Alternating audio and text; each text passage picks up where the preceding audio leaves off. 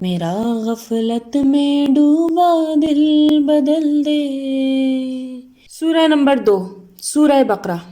اس سورہ کا نام البقرہ اس مناسبت سے رکھا گیا ہے کہ اس میں بنی اسرائیل کے تاریخ کے زمن میں گائے کے قصے کا ذکر ہوا ہے۔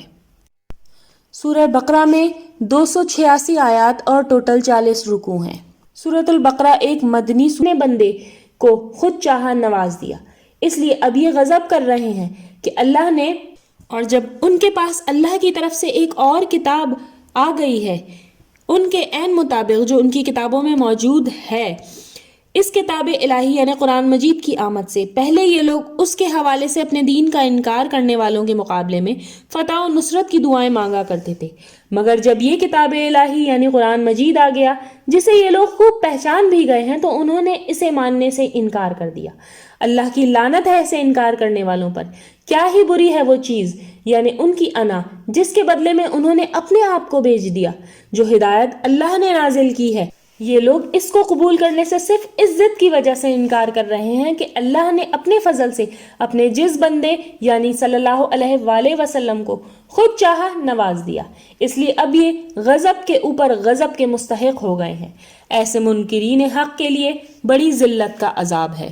جب ان سے کہا جاتا ہے کہ اس چیز کو مان لو جو اللہ کی طرف سے نازل ہوئی ہے تو یہ جواب دیتے ہیں کہ ہم تو صرف اسے ماننے والے ہیں، ہمارے بنی اسرائیل میں اتری ہے، اس سے باہر جو کچھ آیا ہے اسے ماننے سے انکار کر دیتے ہیں، حالانکہ وہی حق ہے اور ان کی پیشن گوئیوں کے مطابق ٹھیک ہے جو ان کے ہاں موجود ہیں۔ اے نبی ان سے پوچھو اگر تم صرف اسی تعلیم پر ایمان رکھتے ہو جو تمہارے یہاں آئی تھی تو اس سے پہلے اللہ کے ان پیغمبروں کو جو بنی اسرائیل میں پیدا ہوئے تھے تم کیوں قتل کرتے تھے؟ تمہارے پاس موسیٰ علیہ السلام کیسی کیسی روشن نشانیاں لے کر آئے، پھر بھی تم ایسے ظالم تھے کہ ان کے پیٹ پیچھے تم نے بچڑے کو معبود بنا لیا۔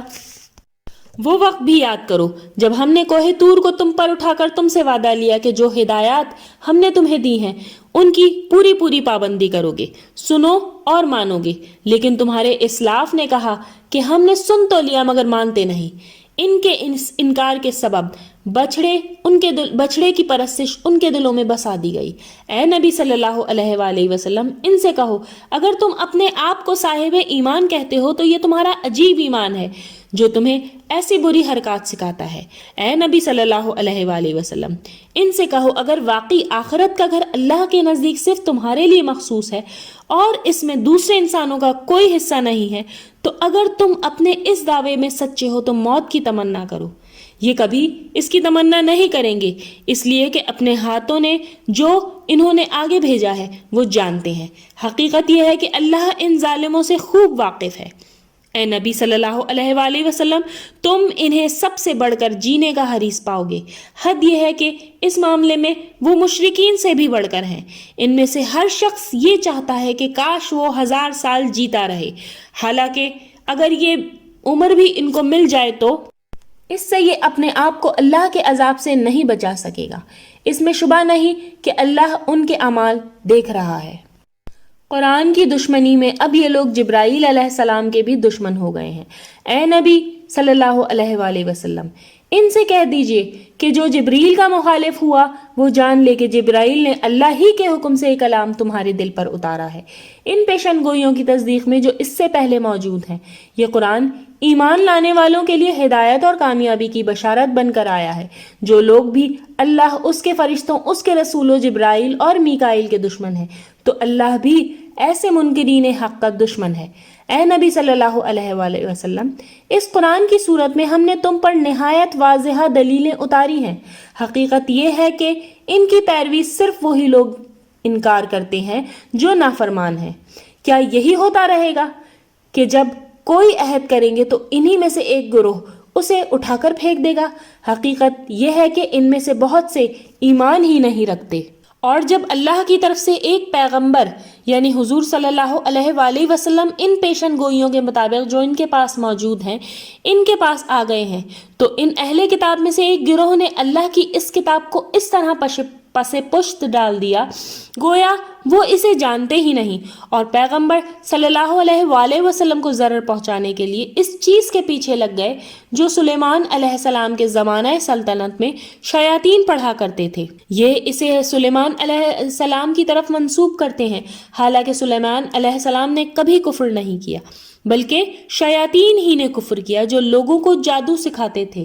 اس طرح یہ لوگ اس چیز کے پیچھے بھی لگ گئے جو بابل میں دو فرشتوں یعنی ہاروت اور ماروت پر اتاری گئی تھی، حالانکہ وہ دونوں اس وقت تک کسی کو کچھ نہیں سکھاتے تھے جب تک وہ ان سے یہ نہ کہہ دیتے کہ ہم تمہاری آزمائش ہیں، اس لیے تم اس کفر میں نہ پڑو۔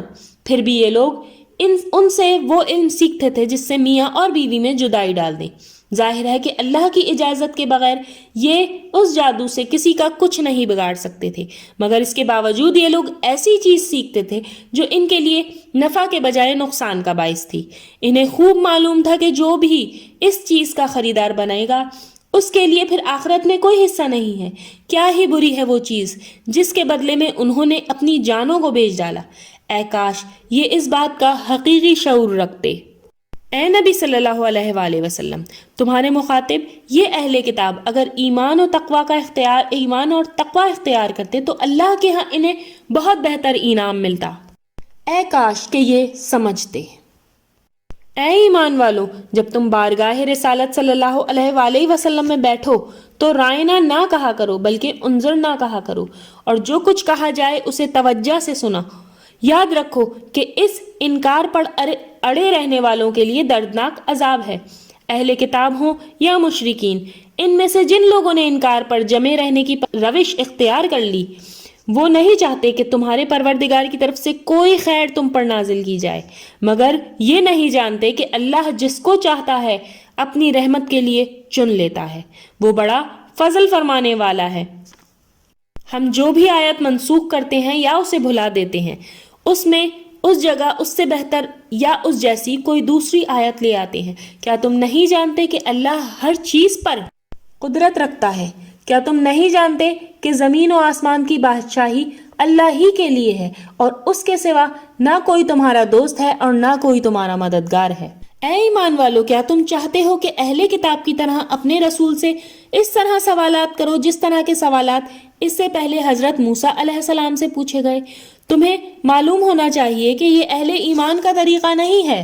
یاد رکھو، جس نے ایمان کی روش کو انکار کی روش سے بدل ڈالا وہ سیدھے راستے سے بھٹک گیا۔ اے مسلمانوں، بہت سے اہل کتاب محض اپنے حسد کی وجہ سے یہ چاہتے ہیں کہ تمہارے ایمان لانے کے بعد وہ پھر تمہیں کفر کی طرف پلٹا دیں، حالانکہ حق ان پر اچھی طرح سے واضح ہو چکا ہے۔ اس لیے تم ان سے درگزر کرو اور ان کی باتوں کو نظر انداز کرو یہاں تک کہ اللہ اپنا فیصلہ صادر کر دے۔ بے شک اللہ ہر چیز پر قدرت